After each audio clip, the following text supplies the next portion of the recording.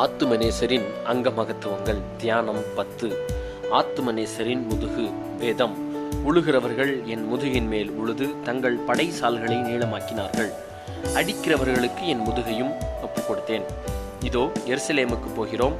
அவர்கள் அவரை பரியாசம் பண்ணவும் வாரினால் அடிக்கவும் சிலுவையில் அறையவும் புறஜாதியாரிடத்தில் ஒப்புக் கொடுப்பார்கள். பிலாத்து இயேசுவை பிடித்து வாரினால் அடிப்பித்தான். போதனை. நம் ஆண்டவர் இயேசு கிறிஸ்துவின் முதுகை பற்றிய குறிப்பு வெளிப்படையாய் நமக்கு வேதாகமத்தில் இல்லை. ஆனால் சங்கீதக்காரரும் ஏசாயா தீர்க்கதரிசியும் கூறுவதை பார்த்தால் அவருடைய முதுகில் ஆண்டவர் அடிபட்டார் என்பது மெய். அதே போல மத்தேயு, மார்க்கு மற்றும் யோவான் சுவிசேஷத்தில் அவர் அடிக்கப்பட்டார் என்று கூறுவது அவருடைய முதுகுதான் என்று சொல்லி நாம் உணர முடியும்.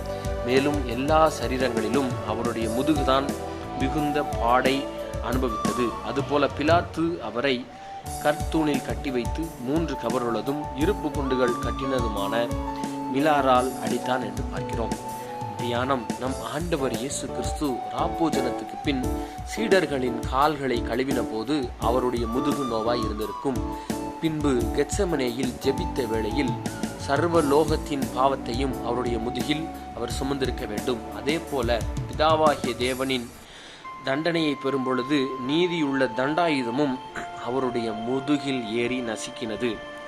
மீண்டும் ஏரோதினுடைய வீட்டிற்கும் பிலாத்துனுடைய வீட்டிற்கும் சென்ற பொழுதும் பலர் அவருடைய முதுகை அடித்திருக்க வேண்டும். அதன் பின்பு பிலாத்து வாரினால் அவருடைய முதுகை பிளந்து விட்டார். உழுத நிலம் போல அவர் முற்றிலுமாய் அவரை பிளந்து விட்டார். பிலாத்துவை நாம் கேள்வி கேட்டால் அவர் சுய புத்தி இல்லாமல் இருந்திருக்கலாம். ஆனால் தன் மனைவியின் சொல்லை கூட கேட்காமல் நம் ஆண்டவர் இயேசு கிறிஸ்துவை தூணில் கட்டி அடித்து விட்டார். வைராக்கிய தர்க்கம். பிலாத்துவை நோக்கி நாம் கேட்டால் அவர் சொல்லுவார், என் மீது ஏன் பழி போடுகிறீர்கள்? நான் கையை கழுவிவிட்டேனே என்று சொல்லலாம்.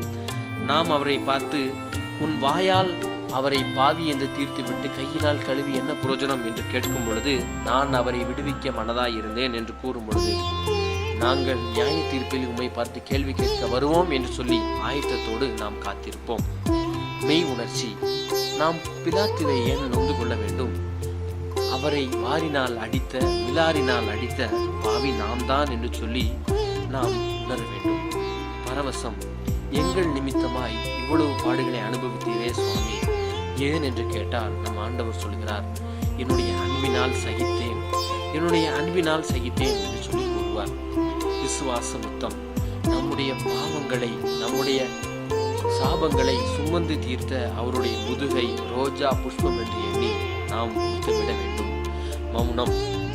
இப்பொழுதும் நாம் நம் உதடுகளை கூட திறக்க மனதில்லாமல் நம் ஆண்டவர் இயேசு கிறிஸ்துவை முதுகில் அடித்த உணர்ச்சியை நாம் ஆண்டவர் இயேசு கிறிஸ்துவ இரத்தத்தோடும் சதைகள் பிக்கப்பட்ட காட்சியோடும் அவருடைய முதுகு இருப்பதை உணர்ந்து பெருமூச்சு விட்டு நம்முடைய பாவங்களை சற்று உணர்வோம்.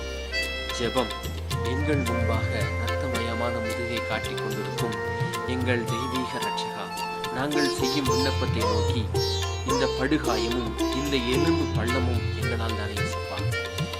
நீர் பட்டிருக்கிற எல்லா அடிகளுக்கும் எங்களுடைய பொய்யும் வஞ்சனையும் பொறாமையும் அவிசுவாசமும் சூதும் கீழ்ப்படியாமையும் அவபக்தியுமே காரணம். உம்மை அடித்தவன் நான் தான், உம்மை அடித்தவன் நான் தான். என் நிமித்தமாய் நீர் அடிக்கப்பட்டீர், என் நிமித்தமாய் நீர் நொறுக்கப்பட்டீர். உம்முடைய முதுகுப்பட்ட காயம் என்னுடையது என்று சொல்லி நாம் பெருமூச்சை விட்டு அவருடைய அன்பையும் அவருடைய நேசத்தையும் நாம் முழுவதுமாய் உணர்ந்து அவருடைய சரீரத்தில் இருந்து வரும் இரத்தத்தை நம்முடைய மருந்தாய் மாற்றி நம்முடைய பாவத்தை அவருடைய முதுகில் வைத்து எல்லாம் காணப்படாமல் மறைந்து போகட்டும் என்று பிதா குமாரன் பரிசுத்த நாமத்தினாலே கேட்டு அவரிடம் மன்றாடுவோம். ஆமென்.